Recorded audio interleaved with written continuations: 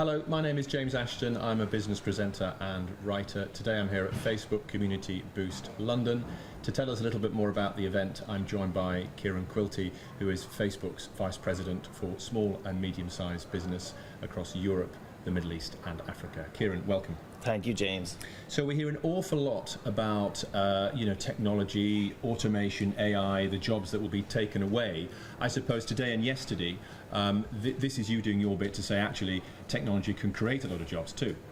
I think that's true, but I think what's probably more true is it's rather than us doing our bit, it's actually the small businesses that use our platform. They're the ones that are creating business, reaching customers and creating jobs. From our perspective, it's a privilege that our platform is used by small business, and it is good business for Facebook, and it's good business for two reasons. On one hand, the people that use our services love to hear from small business. We all love to discover at the latest, the new hot restaurant, or maybe it's a new holiday destination or the up and coming brand. It is a core and integral part of the experience and why so many people come to our services to use our family of apps. And then on the other hand, it's great to help small businesses grow because they drive the vast majority of jobs in our economies and in our communities. So for example, in the UK, small and mid-sized companies last year will have employed about 16.1 million people. Mm-hmm. That is a lot of jobs, and it accounts for about 99% plus of all the businesses here in the UK. And a huge driving force behind that, when you talk to any entrepreneur, is the ability to win new customers. And that's what we focus on, and that's what we offer, which is the ability for businesses large or small to reach customers anywhere in the world, whether it's 5 miles down the road or anywhere in the world. And spending a bit of time downstairs today and yesterday, it's so much of it is about making sure that the SMEs have the skills they need to do all that you're talking about. But it also seems to be a good old-fashioned networking event. So, absolutely. Entrepreneurs, businesses love to learn from each other. We know that from our research, but also we just know that from networking and chatting with businesses ourselves. One of the most important things from these events is actually just businesses sharing their success stories and their failures. And that's invariably how businesses learn. We're incredibly focused on making sure that our tools are simple, easy to use, that we continue to lower the barrier to entry so that the most sophisticated marketing tools in the world that are available on our platform for the largest marketers in the world, be it like a Unilever or Coca-Cola, are available to the very smallest one-person startup. That is something that we truly believe in. And then on top of that, these kind of events are great for training. We know that technology moves fast, and that's why I announced at the start of the year that we are committed to training over 1 million small and mid-sized companies by 2020 all across Europe. Digital skills, I think, are vital, and I think the companies that embrace technology, listen to their customers, and embrace digital tools will continue to thrive and do very well. You might imagine if you've got the gumption to set up your own company and grow and recruit people and so on, you actually have got the digital skills you need. But I guess you're finding out that people haven't, or they haven't got the time? There's lots of businesses in the world and in the UK. So about 1 in 3 businesses are starting to use our platform. Now, there's always more to learn, and that's what we mean by digital skills. So I think it's about training not only the businesses who have not yet invested in their digital skills, but also those that have just started. There's always more to learn. And what about you look at some of the other big tech companies, a lot of them say we can help SMEs. So is it, for an SME that's watching this, is it that Facebook can help more, or is it that they should embrace everyone? I mean, what do you think is the best way to expand their business? I think the lifeblood of every business is the ability to win customers. And that is the single biggest thing that we would hear from entrepreneurs about their business. And that is what Facebook offers. Billions of people use our services. We focus on helping businesses reach those customers. For example, today there are 375 million people outside of the UK connected to a small business here. That is like an incredible number. Like when you think about it, that is like 5 times more than the entire population of the UK outside of the UK connected to a small business here. It has never been easier for a small business to become large, scale up very quickly, or for a local business to go global. And a lot of those tools that we've built they were actually built here in London. I'm just doing the sum, so we've got about 5 million SMEs in the UK, so it's what, 70 customers each, or thereabouts? Say that again? 70 customers each, 350 million, 5 million. Oh. Something like that. I didn't want to test you like that. That's serious maths. Yeah. That's too quick for me. But to start, but for those SMEs that haven't started yet, there is a sort of mentality that it's so much easier to trade with the company down the street or someone in the next town or something. And actually opening up the world as technology and as Facebook can do, that can be pretty daunting, can't it? It can be daunting, but it also can be an incredible opportunity. So for example, take David and Claire Hyatt. They come from a small town on the west coast of Wales, a town called Cardigan. It's about 2,000 people live there. It's about a 2.5-hour drive west of Cardiff. I had the pleasure of meeting them and visiting their factory recently. They lived here in London for years. Their town was famous for making jeans. But the town's biggest employer shut down.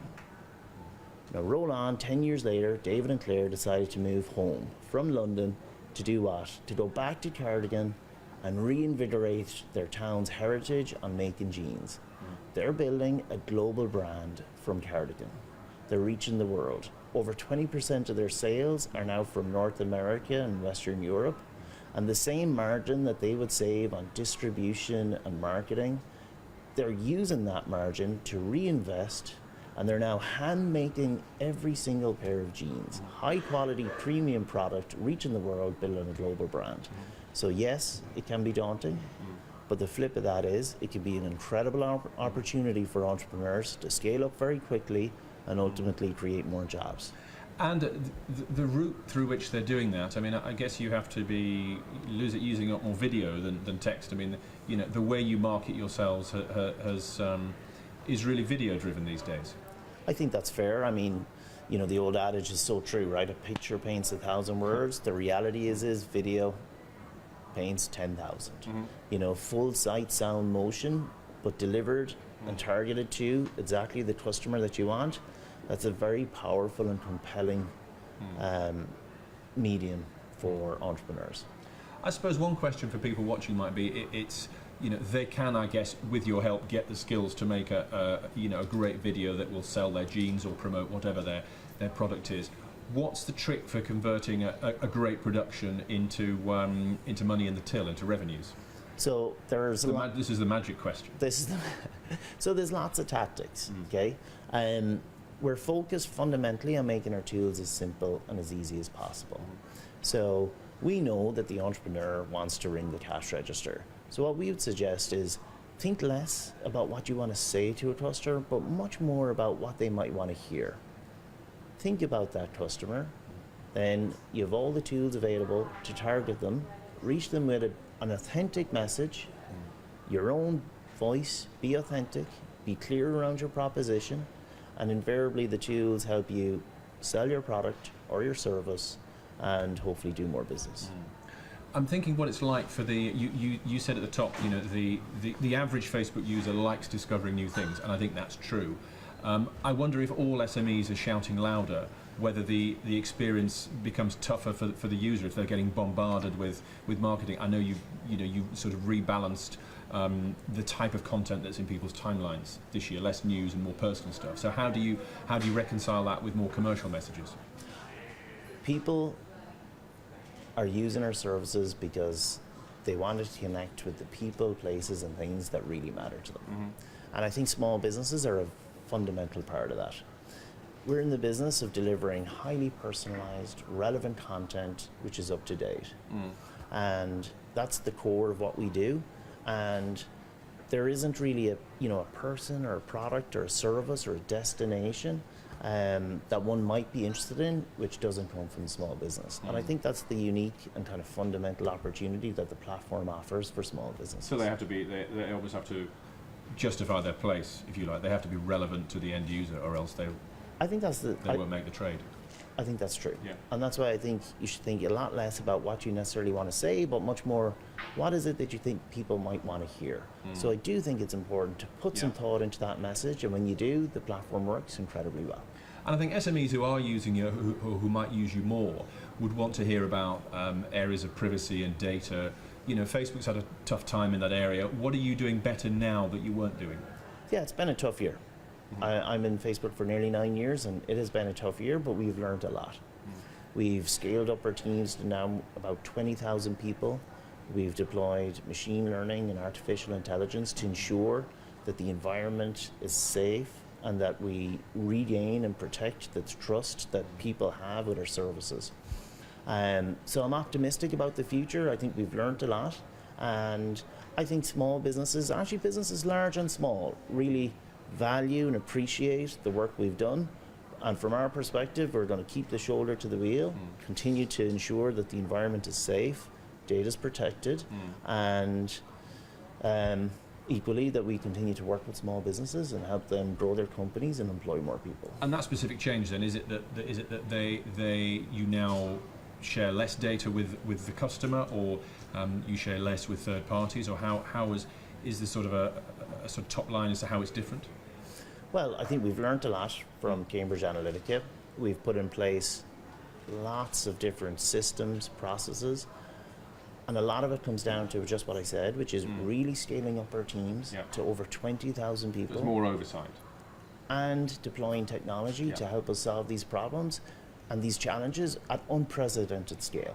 So we're going to stay incredibly focused on this and ensure that we protect and enhance the trust that our users have with us and with the family of apps across all of our services. And tell me about She Means Business. That was a topic here yesterday, something that you put a lot of emphasis on. And actually looking into the numbers, it feels there's a great opportunity if only more entrepreneurs were female. But it seems from the case studies, there's almost a sense of loneliness for some of these women starting out. They haven't got that natural network that a man going into business has. Is that how you see it? I think we all aspire to people we can relate to. And I think that's true in every facet of life. And it's no different in business, and it's no different for female entrepreneurs in business. And they get huge value in, similar to what we're doing today, meeting other entrepreneurs who are like them, who have faced similar challenges and opportunities, networking, building relationships, and discussing the best way for them to grow companies and employ more people. And as you said, it is good business. It is a good opportunity for all of our economies to help support more female-led entrepreneurs and business owners. So on a practical level then, this is about connecting female entrepreneurs with like-minded individuals. Absolutely. They can share stories, whether they're connecting physically, digitally, gain the confidence they might not have if they're sort of working very much on a solo project, and get out and build their business. That's it. We all learn from each other, and I think business owners and entrepreneurs are brilliant for being really open, sharing their expertise, and ultimately helping other people do the same and grow faster and create more jobs. And today, Community Boost is more about exports. This is the holy grail for UK. We're meant to hit I think £1 trillion by 2020. We might not. We've been kind of distracted by other things going on and so on. But the growth is there, the momentum is there. And so what do you do? What are you doing in that area? And particularly, I think you're working with the Department for International Trade. Yeah. When I left college, export was hard, right? You needed lots of capital, lots of cash, and lots of physical presence all over the world. I would argue that with technology, exporting has never been easier. Now it's often just about knowledge and skills. It goes back to that point I said at the outset. Today, more than 375 million people outside of the UK are connected to small business here. We've invested a lot in making our tools and technologies very simple, very easy to use for export. Those tools happen to be built in London, shipped for the world. And I think it's probably the biggest opportunity for small businesses on Facebook and Instagram. The same tools are available, irrespective of the size of company you are or what your objective is. It's never been easier to reach a customer anywhere in the world, and I think it's I would argue it's probably the biggest opportunity for small businesses on Facebook. And specifically with DIT, then, is that sort of a skills partnership, or are you running trade missions, or We know that technology moves fast. Yep. And that's why I announced at the start of the year we plan to invest hugely in training small businesses and growing their digital skills. And that's a lot of what our partnership with the department is about. A, training and improving digital skills, but B, actually increasing awareness. Like, I don't think that when people talk about exporting products and services, I don't think necessarily yet that Facebook and Instagram is the first platform that they would think of. So I do think it's about creating awareness and association that this is a great opportunity for entrepreneurs in the UK, and then B, following up with the skills necessary to execute and make it happen. But actually, that export mission, if you like, the job has very much changed. I mean, it used to be even a couple of years ago. A lot of CEOs would get on a plane, they'd go out with the minister, they'd touch down in Shanghai. There'd be a lot of meeting and greeting and handshakes and so on, and then you'd sort of be waiting for the money to flow in. I mean, I suppose what you're saying now is you really don't need to leave the UK. You don't need to leave your office or your house, or do you? I'm not big into the either or. I think whatever it takes. And is probably the way to go, right? Yeah. So I met a great entrepreneur here this morning, Flair Audios. They've just they've thought deeply about sound audio and making it better. They've signed, I think they've got about 12 or 14 patents now for their products. They're thinking very differently about audio. They've started to use, originally when they brought their product to market, they found it really hard to get into retail, because there was a lot of companies there that were doing speakers in a certain way, so they found it hard to break through. And that's the challenge for a lot of small businesses, which is that breakthrough moment. So they use Facebook, use Instagram to reach customers directly. They've just secured on crowdfunding 2.2 million. They're up this year to generate a turnover of 5.5 million sterling a year. They're exporting into 172 countries all around the world. They've just hired their first sales manager, their first retail sales manager, because now there's over 70 retail stores coming to them looking for their product. So I don't think it's an either or. I think that companies that thrive think about using digital and every other channel to market. And Kieran, you've talked a lot about the tools. I mean, a lot of the tools wrapped up in Facebook Blueprint. So that's where people would go to learn more, is it? Absolutely, yeah.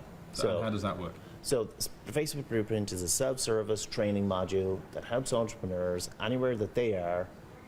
They can take whatever module, so do their training at their own rhythm, at home or wherever it is. And it's part of our broader program and our broader commitment, where I announced early in the year that we plan to train 1 million small businesses by 2020 on the digital skills that I believe are necessary to thrive in the business environment today. Do you think there's anything that, given the growth and the exponential growth we predict for e-commerce and online activity and so on, do you think there are any things that people won't buy online? I mean, the house and the car, sight unseen. I mean, it is amazing that people do trust what they see online, and that experience has improved so much. I think the entrepreneurs that do well today just think about commerce. And I think that's the way it should be thought about. Not necessarily as about online or offline, but just more, where are your customers spending the majority of their time today? A lot of that is on the mobile phone. The entrepreneur looks at that world and they look at it differently than you or I. The big question that they ask themselves is, how do I reach people on mobile?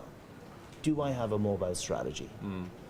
And that's the question that we focus on, which is helping companies develop a mobile strategy to reach customers where they are, irrespective of your type of business. Okay, Kieran, thanks so much for spending the time. I'll let you get back down to the event, but thank you, very, very interesting. Thanks, James.